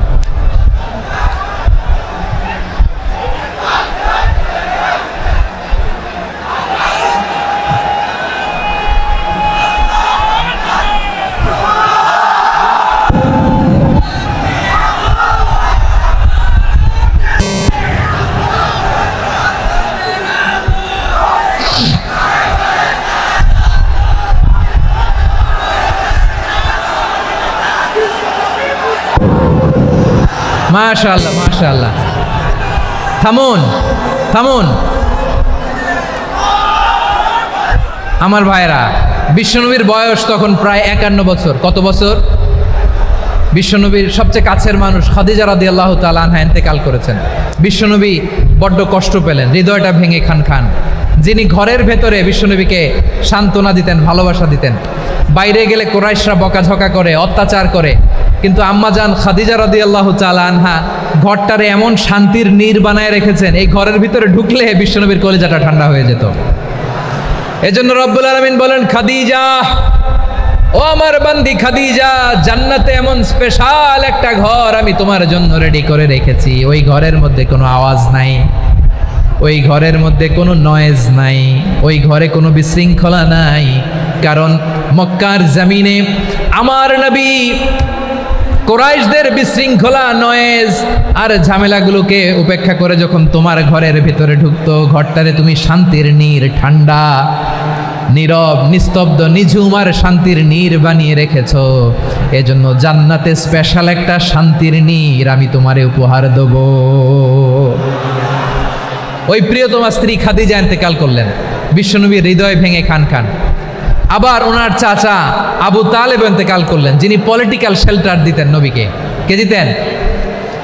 আবু তালেবের ভয়ে, বিশ্বনবীর এই চাচার ভয়ে কোনো মুশরিক নবীর গায়ে হাত দেওয়ার সাহস পায় নাই। এখন স্ত্রীও নাই, চাচাও নাই, নবীকে আশ্রয় দেওয়ার কেউ নাই। নবীর চারদিকে অন্ধকার, নবী এখন কই যাবেন? আমার পেয়ারা নবী নতুন স্টেশন খুঁজতেছেন, নতুন দাওয়াতি প্ল্যাটফর্ম খুঁজতেছেন। তিনি যায়েদ বিন হারেসা রাদিয়াল্লাহু তাআলা আনহুকে নিয়ে মক্কার পাশের একটা নেইবরিং সিটি তায়েফে চলে গেলেন। কোথায় চলে গেলেন? লালমনিরহাটের ভাইয়ের আওয়াজ করে বলেন, কোথায় গেলেন? তায়েফে চলে গেলেন দিনের দাওয়াত দেওয়ার জন্য। কি দেওয়ার জন্য? নাকি জমি কিনতে গেছিলেন? জমি কিনতে, দুনিয়ার যশ খ্যাতির জন্য, নিজের কোনো লাভের জন্য? তায়েফবাসীদেরকে জাহান্নামের আগুন থেকে বাঁচানোর জন্য। আওয়াজ করে বলতে হবে, ঠিক কিনা? বিশ্বনবী বিশাল মরুপথ, পাহাড়ি পথ পাড়ি দিয়ে তায়েফের মরুজমিনে গেলেন কোরআনের দাওয়াত নিয়ে, ইমানের দাওয়াত নিয়ে। কিন্তু তায়েফের লোকেরা বিশ্বনবীর দাওয়াতকে শুধু প্রত্যাখ্যান করেই থামে নাই, তারা বিশ্বনবীর সাথে অত্যন্ত খারাপ আচরণ করেছে। বিশ্বনবীকে শারীরিকভাবে হেনস্থা করেছে, আমার নবীকে শারীরিকভাবে অত্যাচার করেছে, আমার পেয়ারা নবীর গায়ে পাথর মেরেছে, বিশ্বনবীর গা বেয়ে ঝরঝর করে রক্ত ঝরেছে, নবী জামিনের মধ্যে লুটিয়ে পড়েছেন, আবার মেরেছে, আবার নবী হাঁটতে শুরু করলেন, পেছন থেকে আবার মেরেছে, আবার নবী রক্তাক্ত হয়ে জামিনের মধ্যে লুটিয়ে পড়লেন, আবার মেরেছে। বিশ্বনবীর মতো এত সুশ্রী মানব, বিশ্বনবীর মতো এত শুভ্র মানব, বিশ্বনবীর মতো এমন চমৎকার দেহাবয়ব দিয়ে রব্বুল আলামিন কাউকে বানান নাই। এরকম চমৎকার মানুষটাকে তারা তায়েফের ওই জমিনে রক্তাক্ত করেছে। বিশ্বনবী দুনিয়ার কোনো স্বার্থের জন্য সেখানে যান নাই, নিজের কোনো লাভের জন্য, প্রাপ্তির জন্য যান নাই, তায়েফবাসীদের জাহান্নামের আগুন থেকে বাঁচাতে গিয়েছেন। ঠিক কিনা বলেন? খেয়ে না খেয়ে দিন প্রচারের কাজে নিজেকে দিয়েছ বিলিয়ে, তায়েফের কাফিরেরা চিনল না সে আলো, দুষ্ট ছেলেদের পিছু দিল লেলিয়ে, পাথরের আঘাতে ক্ষত বিক্ষত হয়ে সারা শরীর থেকে রক্ত ঝরে। হে রাসূল তোমাকে ভুলি আমি কেমন করে, হে রাসূল তোমাকে ভুলি আমি কেমন করে। পারেন না আপনারা? ধরুন আমার সাথে, হাজার ব্যথা বেদনার পরে ফিরে আসনি তুমি আপন ঘরে, দিনের আলো তুমি ছড়িয়ে দিতে চলে গেলে মদিনায় মক্কা ছেড়ে। হে রাসূল তোমাকে ভুলি আমি কেমন করে, হে রাসূল তোমাকে ভুলি আমি কেমন করে। ঠিক কিনা বলেন? প্রিয় ভাইরা, তায়েফের ছেলেরা নবীকে রক্তাক্ত করলো। আমার নবী কই যাবে? কই যাবে? মক্কায় জায়গা নাই, তায়েফে জায়গা নাই। তায়েফ থেকে ভারাক্রান্ত মন নিয়ে আমার নবী মক্কায় ফিরে আসলেন। বিশ্বনবী মক্কায় ঢুকতে পারেন না। মক্কার মরুভূমির দিকে তাকিয়ে, উপত্যকার দিকে তাকিয়ে বিশ্বনবী ধা ধা করে কাঁদেন, ঝরঝর করে নবীর চেহারা মোবারক থেকে চোখের পানিগুলো বেয়ে বেয়ে পড়ে। আমার জন্মস্থান, আমার শৈশব, কৈশোর, যৌবন কেটেছে এই মক্কায়, আমার এলাকায় আমি ঢুকতে পারি না। বিশ্বনবী মক্কার অনতি দূরে দাঁড়িয়ে জায়েদকে পাঠালেন, জায়েদ যাও দেখো কেউ আমাকে সাপোর্ট করার মতো আছে কিনা, যাও অমুকের কাছে যাও। জায়েদ গেলেন, তারাও প্রত্যাখ্যান করে ফিরিয়ে দেয়। বিশ্বনবী বললেন যাও অমুক লোকের কাছে যাও, তিনিও প্রত্যাখ্যান করে ফিরিয়ে দিলেন। কেউ বিশ্বনবীকে আশ্রয় দিতে রাজি হয় না। নিজ জন্মভূমিতে বিতাড়িত বিশ্বনবী, সর্বশেষ বিশ্বনবী বললেন যাও মুতঈম ইবনে আদির ঘরে যাও। মুতঈম ইবনে আদি মুশরিক, তার কাছে যাও। গেলেন, মুতঈম ইবনে আদি রাজি হয়ে গেল। সুবহানাল্লাহ বলেন। দেখেন, অনেক বিপদের সময়ও আমি নিজে সাক্ষী, সামাজিকভাবে, রাজনৈতিকভাবে কত ঝঞ্ঝা, কত ষড়যন্ত্র, কত কনস্পাইরেসি পাড়ি দিয়ে আমাদেরকে সামনে এগিয়ে যেতে হয়। এই শত্রুদের ভেতরেও একজনকে দাঁড় করিয়ে দেয় যে আল্লাহর কোরআনের জন্য রেডি হয়ে যায়। পড়েন সুবহানাল্লাহ। মুতঈম ইবনে আদি, আল্লাহ তার মনকে নরম করে দিলেন। মুতঈম বলে, মুহাম্মদ আমি তোমাকে আশ্রয় দিব। তার দুই ছেলেকে পাঠালেন, যাও খোলা তলোয়ার নিয়ে, স্কট দিয়ে, গার্ড অফ অনার দিয়ে মোহাম্মদকে মক্কায় ঢুকাও, আর বলো আমি আমান দেব। আমান কি দিব? আমান মানে সিকিউরিটি, নিরাপত্তা। সিকিউরিটি ছাড়া, আমান দেওয়া ছাড়া কেউ থাকতে পারতো না মক্কায়। দুই ছেলে বিষ্ণু ইসা ইসলামকে নিয়ে আসলো। নবী কাবার চারদিকে তাওয়াফ করলেন, নামাজ পড়লেন। আবু জাহেল, উতবা, সাইবা, ওয়ালিদ ইবনে মুগীরা সবাই দেখে, কেউ কিছু করতে পারে না। কারণ মুতঈম ইবনে আদি ঘোষণা দিয়েছেন, আমি মুহাম্মদকে আমান দিয়েছি, মুহাম্মদের গায়ে যেন কেউ স্পর্শ না করে। আওয়াজ করে পড়েন সুবহানাল্লাহ। নবীর এই বিপদকালে মুহূর্তে মুতঈমের হৃদয়টারে নরম করে দিল কে? আচ্ছা, লালমনিরহাটের ভাইয়েরা বলেন, এই মুতঈম কি মুসলিম ছিল না মুশরিক? সবাই বলতে হবে, মুসলিম না মুশরিক? তাহলে মুশরিকের কাছ থেকে নবী পলিটিক্যাল অ্যাসাইলাম, আধুনিক রাষ্ট্রবিজ্ঞানের ভাষায় পলিটিক্যাল অ্যাসাইলাম, যেটাকে বলে রাজনৈতিক আশ্রয়, ওনার আমান বা নিরাপত্তার এই ঘোষণায় তিনি মক্কায় ঢুকলেন। যতদিন নিরাপত্তা ছিলেন। মুতঈম যখন মারা গেল, বিষ্ণু ইসা ইসলাম হিজরত করে মদিনায় চলে গেলেন। সুবহানাল্লাহ। কিন্তু মুতঈম যে বিশ্বনবীর উপকার করছে, এটা বিশ্বনবী ভুলে নাই। আমাদের অনেকে আছে, উপকার করার পরে আর খেয়াল থাকে না, খাওয়ার পরে গলা দিয়ে নামলে আর খেয়াল থাকে না। এরকম আছে না নাই? আমার নবী ভুলে নাই। বদরের প্রান্তরে 70 জন কাফেরকে যখন বন্দী করে বিশ্বনবীর সামনে হাঁটু গেড়ে দাঁড় করানো হলো, বসানো হলো, 70 জন কাফের। কয়জন? বিশ্বনবী তাদের দিকে তাকিয়ে বললেন, সহিহ বুখারীর বর্ণনা, লাউ কানাল মুতঈম ইবনে আদি হাইয়ান সুম্মা কাল্লামানি হাউলাইন নাতনা লা তারাকতুহুম লাহু। বদরের প্রান্তরে 70 জন বন্দী কাফিরের দিকে তাকিয়ে আমার নবী বললেন, আজকে মুতঈম ইবনে আদি যদি বেঁচে থাকতো আর তোমাদের 70 জনের ব্যাপারে যদি মুতঈম এক বাক্যে একটা সুপারিশ করত, তার সম্মানে আজকে তোদের সবাইরে আমি মাফ করে দিতাম। সুবহানাল্লাহ। নাই ওই যে চিল্লাচিল্লি যে কথা বোঝে নাই, কোন জিনিস মিস করছে ওরা নিজেরাও বোঝে নাই। বিশ্বনবী মুতঈমের এই সাহায্যের কথা বলে নাই। 70 জন মুশরিক হাঁটু গেড়ে বসা, নবী চাইলে এখনই এক্সিকিউশন অর্ডার দিতে পারে। তিনি বললেন, আজকে যদি মুতঈম বেঁচে থাকতো আর মুতঈম যদি তোদের জন্য সুপারিশ করতে, এই আবর্জনাগুলোর ব্যাপারে সুপারিশ করতে, আমি মুহূর্তেই তোদেরকে এমনি মাফ করে দিতাম। এবার বলেন, ইসলাম কি ন্যারো মাইন্ডেড না ব্রড মাইন্ডেড? শুধু তাই নয়, যাকে যে সম্মান দেয়ার আমার নবী দিতেন, হোক আস্তিক হোক নাস্তিক, হোক মুসলিম হোক অমুসলিম। বিষ্ণু ইসা ইসলাম যখন রোমান সম্রাটের কাছে চিঠি লিখেছেন, আমার প্রিয় লালমনিরহাটের ভাইরা, অল্প কয়েক মিনিট কয়েকটা জরুরি কথা বলবো, এদিকে তাকান, এদিকে তাকান। রোমান সম্রাটের কাছে বিশ্বনবী যখন চিঠি লিখলেন মিন মুহাম্মদ রাসূলিল্লাহ ইলা হিরাকলা আযীমির রোম। মুহাম্মদের পক্ষ থেকে হিরাক্লিয়াসের কাছে, যিনি হচ্ছেন আযীমির রোম। এটা নবী নিজ থেকে বানায় লিখছেন, অতিরিক্ত সম্মান দিয়ে। কোনো রাষ্ট্রপ্রধান যখন আসে, তাদেরকে আমরা কি বলি জানেন? তার নামের শেষে HE এটা লিখতে হয়, H.E. মানে হিজ এক্সেলেন্সি। কি লেখে? হিজ এক্সেলেন্টি, অথবা ইউর হাইনেস, ইউর ম্যাজেস্টি। দেখেন, বিশ্বনবী সাল্লাল্লাহু আলাইহি ওয়াসাল্লাম সব নবীদেরও নবী। তিনি একজন মুশরিক খ্রিস্টান সম্রাট, রোমান সম্রাটের কাছে চিঠি লিখতে যেয়ে লিখতেছে, ইলা হিরাকলা আযীমির রোম। হিরাক্লিয়াসের কাছে আমার চিঠি, যিনি রোমের আযীম, হিজ হাইনেস, মানে রোমের অনেক সম্মানিত এক বাহাদুর। আওয়াজ করে বলেন সুবহানাল্লাহ।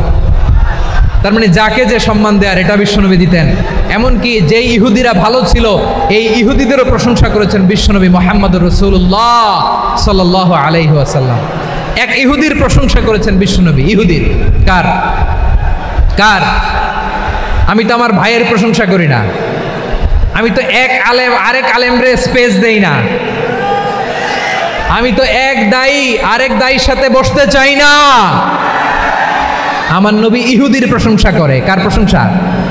ওই ইহুদির নাম ছিল মুখাইরিক। সিরাত গ্রন্থ ঘাটলে পাবেন। তিনি বলেছেন, মুখাইরিক খাইরু ইয়াহুদ, Mukhairiq is the best of the Jews. জুইশদের মধ্যে সে সবচেয়ে ভালো। কেন প্রশংসা করলেন তার? এর কারণ মদিনা চার্টারে কথা ছিল, সব ধর্মের মুসলিম, মুশরিক, ইহুদিরা মিলে মদিনাকে রক্ষা করবে। কিন্তু 3য় হিজরিতে যখন উহুদের যুদ্ধ শুরু হলো, সবার কথা ছিল, যেই আক্রমণ করে আমরা মদিনাকে বাঁচাবো। কোন শহরকে বাঁচাবো? মদিনাকে। কিন্তু কুরাইশরা যখন অ্যাটাক করলো, ইহুদিরা আর আসে না, ইহুদিরা আর বেরোয় না। বিষ্ণু বললেন, ওহে ইহুদিরা, তোমরা না চুক্তি করলে আমার সাথে যে মদিনা বাঁচাতে সবাই ঝাঁপিয়ে পড়বো, আসো। একটা ইহুদিও বেরোয় না, কেউ আসে নাই সেদিন, একজন ছাড়া, তার নাম মুখাইরেক। তার নাম কি? মুখাইরেক বাহাদুরের মতো ঘোড়সাওয়ার হয়ে বেরিয়ে গেলেন এবং বললেন, গোটা ইহুদি সাম্রাজ্যের একজনও যদি না আসে, আমি মুখাইরেককে কেউ ঘরে আটকে রাখতে পারবে না। বেরিয়ে আসলেন, এসে বললেন, আমি মুহাম্মদের পক্ষে যুদ্ধ করব। আমি মারা গেলে আমার সম্পদ আমার উত্তরাধিকারীরা পাবে না, আমার সম্পদ তোমরা মুহাম্মদকে দিয়ে দিবা। সুবহানাল্লাহ বলেন। উহুদের ময়দানে 70 জন মুসলমান শহীদ হলো। এই ইহুদি সেও মুসলমানের পক্ষে যুদ্ধ করে নিহত হলো। সুবহানাল্লাহ বলেন। মুসলিমদের লাশ যখন নিয়ে আসা হলো, এই মুখাইরিকের লাশও নিয়ে আসা হলো। মুসলিমদের লাশের পাশে মুখাইরিকের লাশ দেখে বিশ্বনবী মুখাইরিকের প্রতি অনেক খুশি হলেন। আর বিশ্বনবী খুশি হয়ে বললেন, মুখাইরিক খয়রু ইয়াহুদ। মুখাইরিক, যদিও তুমি ইহুদি, তারপরে তুমি সব ইহুদিদের মধ্যে সেরা ইহুদি। পড়েন সুবহানাল্লাহ। আমার নবী ইহুদিকেও সম্মান দিতে কার্পণ্য করে নাই। আওয়াজ করে বলেন আল্লাহু আকবার। প্রিয় ভাইরা, এবার সর্বশেষ আওয়াজ করে বলেন, ইসলাম কি ন্যারো মাইন্ডেড নাকি ব্রড মাইন্ডেড? সবাই বলেন, ন্যারো মাইন্ডেড না ব্রড মাইন্ডেড? এজন্য অমুসলিম হইলেই তারা আমাদের শত্রু নয়। শত্রু কারা? এই লালমনিরহাটের ভাইয়েরা শোনেন, শত্রু কারা? যে সমস্ত অমুসলিম আমাদেরকে নিশ্চিহ্ন করে দিতে চায়, যে সমস্ত অমুসলিম আমাদের ভূখণ্ড থেকে আমাদেরকে তাড়িয়ে দিতে চায়, যে সমস্ত অমুসলিম আমার ধর্ম নিয়ে তুচ্ছতাচ্ছিল্য করে চিল্লায় বলেন ঠিক কিনা, তারা আমাদের শত্রু। সাধারণ অমুসলিমরা আমার শত্রু নয়। এই যে হিন্দুরা থাকে, এরা আমার ভাই, বৌদ্ধরা আমার ভাই, খ্রিস্টানরা আমার ভাই, ইহুদিরা আমার ভাই। তারা দিনই ভাই নয়, তারা মায়ের পেটের ভাই নয়, তারা মানবিক দিক থেকে ভাই। ও মানুষ, আমিও মানুষ। ইসলাম মানুষকে সম্মান করে, চিল্লায় বলো ঠিক কিনা। যারা আমাদের অস্তিত্বকে নিশ্চিহ্ন করতে চায়, যারা আমাদের ভূখণ্ডকে দখল করতে চায়, যারা আমাদেরকে নিয়ে মকারি করে, ফান করে, টিটকারি করে, আমার ধর্ম নিয়ে খেলা করে, তাচ্ছিল্য করে, ওদের বিরুদ্ধে আমাদের জিহাদ। সাধারণ মুসলিম আমাদের শত্রু নয়।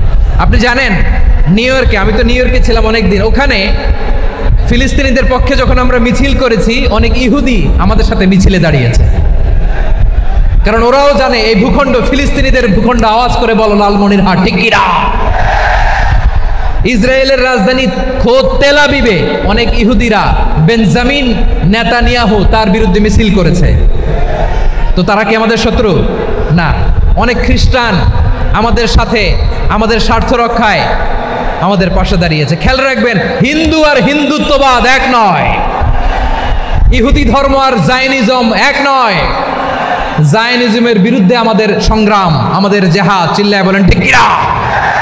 এই যে ফিলিস্তিনের ভাইয়েরা, তারা তাদের স্বাধীনতা সংগ্রামের জন্য লড়াই করছে, করে যাচ্ছে, আমরা এটাকে সমর্থন জানাই। চিল্লায় বলো ঠিক কিনা। কাশ্মীরের ভাইয়েরা স্বাধীনতার জন্য সংগ্রাম করছে, আমরা সেই সংগ্রামকে সমর্থন জানাই। আওয়াজ করে বলো ঠিক কিনা। যারাই আমাদের ইসলামকে নিশ্চিহ্ন করতে চায়, তাদের বিরুদ্ধে আমাদের সংগ্রাম। আওয়াজ করে বলতে হবে ঠিক কিনা। ওই সমস্ত দুর্বৃত্তদের সাথে আমাদের কোনো সম্পর্ক নাই। আমরা যদি ঐক্যবদ্ধ থাকতে পারি, ওই দুর্বৃত্তরা চান্স পাবে না। আমরা ঐক্যবদ্ধ থাকতে রাজি আছি। লালমনিরহাটের ভাইয়েরা, আমরা ঐক্যবদ্ধ থাকলে ওই দুর্বৃত্তদের কালো হাত ভেঙে দিতে আমাদের সময় লাগবে না। তাদের কালো হাত ভেঙে দিতে রাজি আছো মুসলমান? কারা কারা রাজি? দু হাত তুলে দেখাও।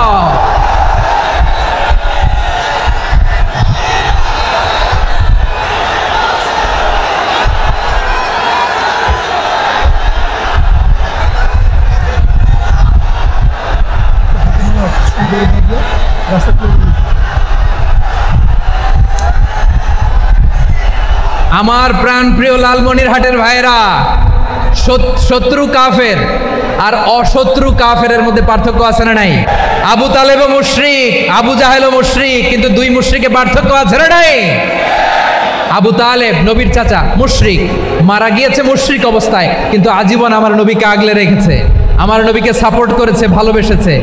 আবু জাহেলও মুশরিক, মারা গিয়েছেও মুশরিক হিসেবে, আজীবন আমার নবীর বিরুদ্ধাচারণ করেছে। আবু জাহেলের শক্তি, সামর্থ্য, স্ট্র্যাটেজি, প্ল্যান সব আমার নবীর বিরুদ্ধে ছিল। এই আবু জাহেলের কারণে একটা দিন শান্তিতে আমার নবী মক্কায় ঘুমাতে পারে নাই। চিল্লায় বলেন ঠিক কিনা? এজন্য রাব্বুল আলামিন বলেন, লা ইয়ানহাকুমুল্লাহু আনিল্লাযীনা লাম ইউকাতিলুকুম ফিদ-দীনি ওয়া লাম ইখরিজুকুম মিন দিয়ারিকুম আন তাবাররুহুম ওয়া তুকসিতু ইলাইহিম ইন্নাল্লাহা ইউহিব্বুল মুকসিতিন।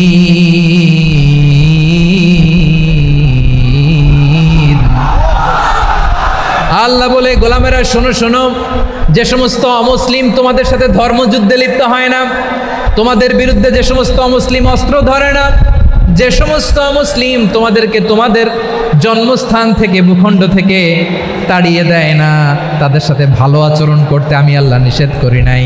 তাদের সাথে সদাচরণে কোনো নিষেধাজ্ঞা নাই, বরং তাদের সাথে সদাচরণ করো, এটাই আমি আল্লাহ চাই।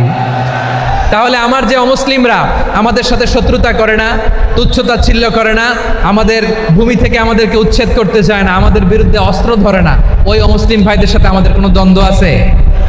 কোনো বিরোধ আছে? বরং আছে ভালোবাসা। বরং আছে কি? এই ভালোবাসা দিয়েই আমরা বিশ্ব জয় করবো। রাজি আছো মুসলমান? আমাদের পুঁজি ভালোবাসা। আমাদের পুঁজি কি? এবার আওয়াজ করে বলেন আমার এই পুরো আলোচনা থেকে, the religious coexistence, peaceful coexistence, শান্তিপূর্ণ সহাবস্থান, কমিউনাল হারমোনি, এই সাম্প্রদায়িক সম্প্রীতি, এই আলোচনা থেকে কি বুঝলেন? ইসলাম কি ন্যারো মাইন্ডেড না ব্রড মাইন্ডেড? এই ব্রড মাইন্ডেড হৃদয় নিয়ে, ভালোবাসা দিয়ে আমরা বিশ্ব জয় করতে চাই। রাজি আছেন? আল্লাহ কবুল করুক। আমরা সবাই পড়ি আমিন। লালমনিরহাটের জেলা স্টেডিয়ামে আমার প্রিয় মায়েরা, বোনেরা, আপনাদের জন্য একটা হাদিস বলে শেষ করব। বিশ্বনবী বলেন, আমার মায়েরা খেয়াল করে শুনুন, বিশ্বনবী আপনাদের উদ্দেশ্য করে বলেন, আল মারআতু ইযা সাল্লাত খামসাহা ওয়া সামাত শাহরাহা হাফিজাত ফুরুজাহা আতাআত বা'লাহা ফালতাদখুল মিন আইয়ি আবওয়াবিল জান্নাতি শাআত। বিশ্বনবী বলেন, ও রমণীরা, ও নারীরা, যে সমস্ত নারী এই 4টা কাজ করবে, এই 4টা কাজের গ্যারান্টি দিবে, তাদেরকে জান্নাতের 8টা দরজার গ্যারান্টি দেয়া হবে। কি 4টা কাজ? 1 নম্বর, আল মারআতু ইযা সাল্লাত খামসাহা, যে নারী 5 ওয়াক্ত নামাজ পড়ে। কি করে? জেলা স্টেডিয়ামে অবস্থানরত আমার নারীরা, বোনেরা, বিশ্বনবী আপনাদেরকে 4টা কাজের কথা বলেছেন, খুব বেশি না। 4টা করলে 8 জান্নাতের দরজা সব খোলা। কোনটা দিয়ে যাবেন? যেটা দিয়ে মনে চায়। 1 নাম্বার 5 ওয়াক্ত নামাজ।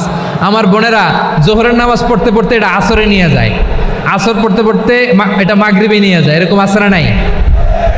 লালমনিরহাটে হয়তো নাই। আমার বোনেরা এটা করবেন না। ইন্নাস সালাতা কানাত আলাল মুমিনিনা কিতাবাম মাওকুতা, সময় মতো পড়বেন। সামাত শাহরা, রমাদানের রোজাগুলো রাখবেন। হাফিজাত ফুরুজাহা, যে নারী তার চরিত্রকে হেফাজত করে, তার প্রাইভেট হেফাজত করে, তার লজ্জাস্থান হেফাজত করে। ও মায়েরা, আপনার এই গর্ভ যে কত দামি আপনি জানেন না। আপনার এই গর্ভ থেকে জন্মাবে আগামীর সালাহুদ্দিন আল আইয়ুবী। আপনার গর্ভ থেকেই জন্মাবে ইমাম আল মাহদি আল মুনতাজার। আপনার পেট থেকে জন্মাবে আবু সাইদের মতো বীর সৈনিক।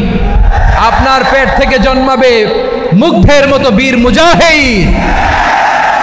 আপনি জানেন না কে আসবে আপনার পেট থেকে। সময়টাকে কাজে লাগান, ইসলামকে বুঝেন, মানেন, আমাদের ইসলামিক লেকচারগুলো শোনেন। আমরা যে বার্তাগুলো, ইনস্ট্রাকশনগুলো, দিক নির্দেশনাগুলো আপনাদের খেদমতে রাখি, এগুলো মেনে চলুন। আপনিই পারেন আপনার ঘরটাকে জান্নাতের টুকরা বানাতে। একটা family, it's a very big institution and you are the MD, the managing director of this institution. চিল্লায় বলেন ঠিক কিনা?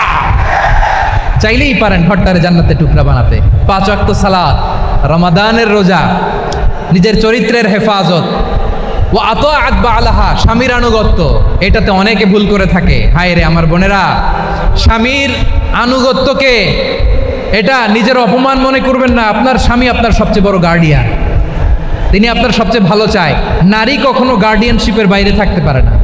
হয় আপনি বাবার গার্ডিয়ানশিপের ভেতরে, বাপ না থাকলে ভাই আপনার গার্ডিয়ান, ভাই না থাকলে চাচা গার্ডিয়ান, বিয়ের পরে আপনার স্বামী আপনার গার্ডিয়ান। শরিয়া সম্মত স্বামীর আদেশগুলো আপনি মেনে চলবেন, কিন্তু শরিয়া বিরুদ্ধ কোনো আদেশ মানতে আপনি বাধ্য নয়। আওয়াজ করে বলুন সবাই ঠিক কিনা? এই 4টা কাজ যদি কোনো নারী করে, বিশ্বনবী বলেন জান্নাতের 8টা জান্নাতের 8টা দরজা খোলা, তোমার যেটা দিয়ে মনে চায় সেটা দিয়ে জান্নাতে তুমি এন্ট্রি নিতে পারবা। আমরা এখানে লালমনিরহাটের সোহরাওয়ার্দী ময়দানে আজকে যেমন একত্রিত হতে পারলাম, আল্লাহর জান্নাতেও যেন একত্রিত হতে পারে। আল্লাহ তুমি তৌফিক দান করো। আল্লাহ আমার এই কলিজার টুকরা যুবক ভাইদেরকে তুমি উমরে ফারুকের মতো কবুল করো। জেলা স্টেডিয়ামে অবস্থানরত আমার মা বোনদেরকে তুমি ফাতেমার মতো, খাদিজার মতো কবুল করো। আমাদের কলিজার টুকরা সন্তানদেরকে তুমি সালাউদ্দিন আল আইয়ুবির মতো কবুল করো। এই যে ইসলামিক সোসাইটি লালমনিরহাটকে আল্লাহ তুমি কবুল করো। আল্লাহ যে কথাগুলো বললাম এগুলো প্রথমে আমাকে, আমার সব ভাইদেরকে আমল করার তৌফিক দান করো।